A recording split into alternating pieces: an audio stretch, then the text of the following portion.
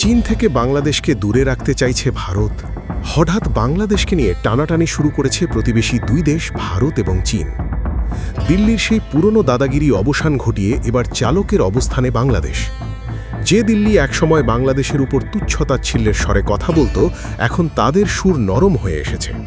কূটনৈতিক টেবিলে বদলে গেছে সমীকরণ, বদলেছে ভাষার ভঙ্গিও।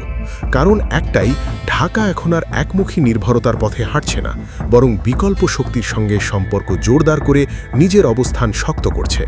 এই নতুন বাস্তবতা অস্বস্তিতে ফেলেছে দিল্লিকে। তাই দৃশ্যত বন্ধুত্বের বার্তা থাকলেও ভেতরে ভেতরে চলছে কৌশলগত হিসেব নিকাশ।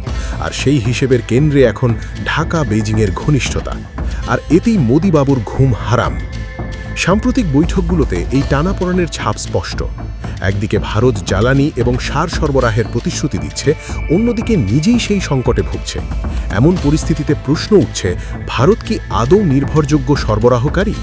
যখন দিল্লি নিজেই চীন থেকে ইউরিয়া আমদানির কথা বলছে, তখন বাংলাদেশের জন্য তাদের প্রতিশ্রুতি কতটা বাস্তবসম্মত?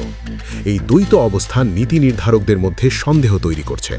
ফলে ঢাকা এখন বিকল্প উৎসের দিকে তাকাতে বাধ্য, আর সেই বিকল্পের নাম বারবার উঠে আসছে চীন, যা দিল্লির জন্য এক ধরনের কৌশলগত চাপ তৈরি করছে। বিশেষজ্ঞদের মতে ভারত এখন দ্বিমুখী কৌশল নিচ্ছে। একদিকে সহযোগিতার হাত বাড়িয়ে দিচ্ছে, অন্যদিকে নিজের গুরুত্ব তুলে ধরছে। বিশেষ করে যুক্তরাষ্ট্রকে বোঝাতে চাইছে বাংলাদেশকে চীনের প্রভাবমুক্ত রাখার দায়িত্ব তারাই পালন করছে।